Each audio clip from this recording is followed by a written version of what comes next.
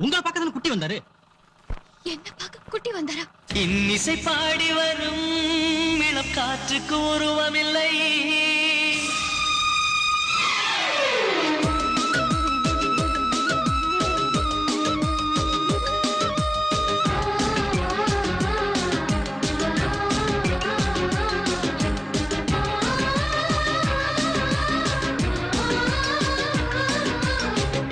கண் கொண்டு தன் கண்ணை கண்டவர்கள் கிடையாது.